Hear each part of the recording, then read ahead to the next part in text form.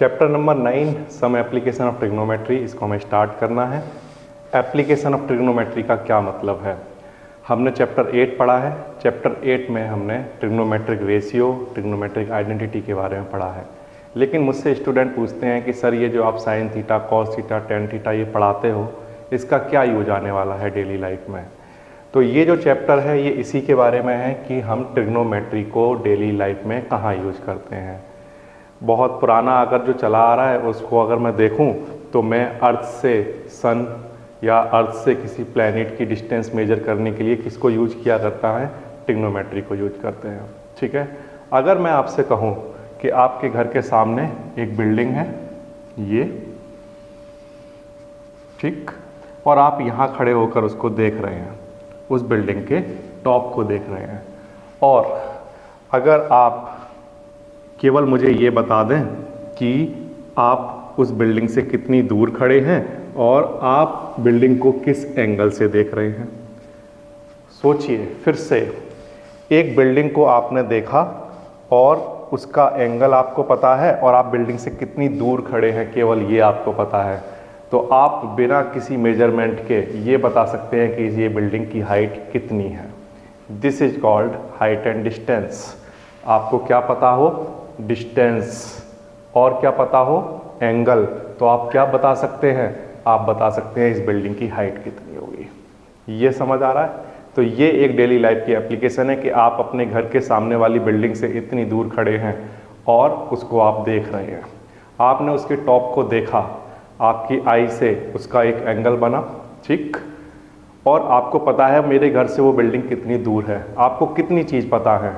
Angle जिससे आप देख रहे हैं और डिस्टेंस, वो मेरे घर से कितनी दूर है। तो आप वहाँ खड़े होकर उस बिल्डिंग की हाइट बता सकते हैं। ये तो कमाल की बात है। समझ रहे हैं आप? तो ये है एप्लीकेशन ऑफ ट्रिग्नोमेट्री। ट्रिग्नोमेट्री को हम ऐसे यूज किया करते हैं। लेकिन अगर आप कहोगे कि सर हमें क्या ज़रूरत है सामने वाले की बिल्डिंग को मेजर करने का, तो ये तो सिर्फ एक एग्जाम्पल है। आप डेली लाइफ में इंजीनियर्स इनको यूज करते हैं। आप मैप बनाना है, किसी मैप में आपको लोकेशन को ड्रॉ करना है, तो आप किसको यूज करेंगे? ट्रिग्नोमेट्री को। आप एंगल, लैटिट्यूड बताना है, आपको एल्टीट्यूड बताना है, इस सब के लिए किसको यूज करने वाले हैं? ट्रिग्नोमेट्री को यूज करने वाले हैं। कैसे करने वाले हैं इसको मैं आपको समझाने की कोशिश करता हूँ। देखिए, suppose that this is a triangle. ये ट्राइंगल कैसे बना? ये सपोज करिए आप कोई एक बिल्डिंग है या एक कोई पोल है। इस पोल का मैंने नाम रखा AB, ठीक। इस पोल का टॉप है पॉइंट A। ये समझ आ रहा है? फिर से, ये एक पोल है जिसका टॉप क्या है? A और बॉटम क्या है? B, और इसकी जो हाइट है, सपोज दैट ये हाइट है H। ये समझ आता है? H क्या है? Height of pole. ओके। आप उस पोल को यहाँ खड़े होकर देख रहे हैं और आपकी आई से उसके टॉप का जो एंगल है वो एंगल कितना है? Suppose that theta. फिर से, ये एक पोल है, ओके। इस पोल को मुझे देखना है, तो मैं कहाँ खड़े होकर देख रहा हूँ इसको? मैं यहाँ खड़े होकर देख रहा हूँ। ये मैं खड़ा हुआ हूँ और ये मेरी आई, और इस आई से यहाँ पर देख रहा हूँ, ठीक। तो इसको यहाँ से यहाँ अगर मैं ज्वाइन कर देता हूँ, ये ऐसा, ठीक, तो ये क्या कहलाएगा? This is called line of site. ये आपने एक लाइन खींची। कौन सी लाइन खींची? आप जिसको देख रहे हैं। तो आप जिस चीज़ को देख रहे हैं उस लाइन का नाम आपने क्या रखा? Line of site. ओके। अब मैं जहाँ खड़ा हुआ हूँ उस जगह से ये पोल कितनी डिस्टेंस पर है? तो मैंने उसके लिए एक लाइन खींच दी, ठीक। This is called horizontal line.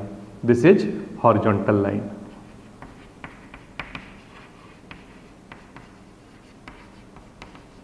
Okay. अब देखिए आप, लाइन ऑफ साइट और हॉरिजॉन्टल लाइन के बीच में एक एंगल क्रिएट हो गया है। सपोज दैट ये एंगल है थीटा, ठीक। What we have to find? We have to find, suppose that, height of pole. This is what? This is height of pole. A, B, C। ये हमारे पास एक right angle triangle बन के तैयार हो गया। ठीक। फिर से ये एक ऑब्जर्वर है, वो किसी बिल्डिंग के टॉप को देख रहा है, किसी पोल के टॉप को देख रहा है।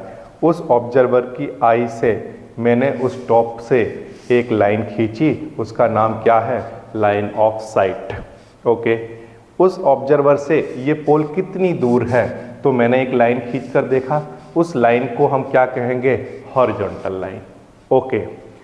ये क्या है? ये है हाइट ऑफ पोल, जिसको हमें पता करना है, निकालना है। ठीक। ये जो एंगल बना है, ये एंगल किस किस के बीच का एंगल है? This is angle between line of site and horizontal line, इनके बीच का ये एंगल है। इस एंगल का नाम हम रखते हैं angle of elevation. This is angle of elevation. ठीक। फिर से देखिए, आप ध्यान दीजिए, आपके पास तीन क्वांटिटी आ गई हैं। लाइन ऑफ साइट ये, हॉरिजॉन्टल लाइन ये, इन दोनों के बीच में बनने वाले एंगल का क्या नाम होता है? Angle of elevation. तो आप याद कर लीजिए, जब मैं ग्राउंड से खड़े होकर किसी चीज़ को टॉप को देखता हूँ तो मेरे आई से जो उसका एंगल बनेगा उसको हम क्या कहेंगे? Angle of elevation. ठीक। ओके। आपको निकालना है हाइट ऑफ पोल। तो अगर मैं आपसे कहूं कि इन जितनी भी क्वांटिटीज बोर्ड पर लिखी हुई हैं, उन क्वांटिटी में से मुझे केवल दो क्वांटिटी पता हो तो मैं थर्ड क्वांटिटी निकाल सकता हूं। कैसे? देखिए, theta, this is H, A B C, this is right angle triangle A B C. अब सपोज दैट आपको केवल पता है एंगल ये, और आपको पता है कि ये बिल्डिंग कितनी दूर है, ये आपको पता है। ठीक। सपोज दैट इसका मैं नाम रख देता हूँ थोड़ी देर के लिए x। आपको ये पता है, एंगल पता है, तो आप ये बता सकते हैं। कैसे बता सकते हैं? इन दोनों का अगर मैं एंगल का रेशियो देखूं तो इनका रिलेशन कौन सा होता है? tan theta. tan थीटा क्या होता है? Perpendicular upon base. परपेंडिकुलर हमारे पास क्या है? AB। बेस हमारे पास क्या है? BC। ये। ठीक। tan theta equals to AB। AB कितना? H, और BC कितना? X। अब आप देखिए, ये जो मैंने यहाँ पर क्वांटिटी लिखी है, इसमें मुझे इसकी वैल्यू पता है, इसकी वैल्यू पता है, तो मैं किसकी वैल्यू बता सकता हूँ? H की वैल्यू बता सकता हूँ। ये समझ आ रहा है आपको? तो इसका मतलब ये है कि ट्रिग्नोमेट्री का तो यूज बहुत जगह किया जा सकता है, बड़े ही आसानी से किया जा सकता है। केवल जिस चीज़ को मैं देख रहा हूँ उससे हॉरिजॉन्टल के साथ मुझे एंगल पता हो, और दूसरा वो उसकी डिस्टेंस कितनी है मेरे से ये मुझे पता हो, तो मैं उस बिल्डिंग की या उस पोल की या जिस चीज़ को मैं ऑब्जर्व कर रहा हूँ उसकी मैं हाइट बता सकता हूँ। ठीक है। तो ओके, ये यहाँ तक आपको बस एक बात याद रखनी है, this is angle of elevation. ये तो हो गया एक, जब आप क्या कर रहे हैं? नीचे से, ग्राउंड से खड़े होकर देख रहे हैं, अर्थ सरफेस से खड़े होकर देख रहे हैं। ओके। दूसरा वाला केस ले लेते हैं। दूसरा वाला केस जो है हमारे पास वो ये है कि सपोज दैट आप ग्राउंड से खड़े होकर नहीं देख रहे हैं, आप किसी बिल्डिंग से खड़े होकर देख रहे हैं। तो उस वाले केस में क्या होगा? देखते हैं फिर से। ये सपोज दैट ये एक बिल्डिंग है, इस बिल्डिंग में आप यहाँ खड़े हुए हो। ठीक।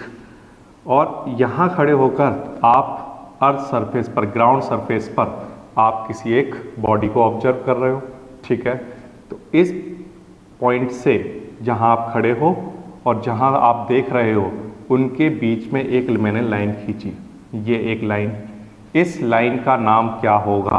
तो आंसर है this is line of site.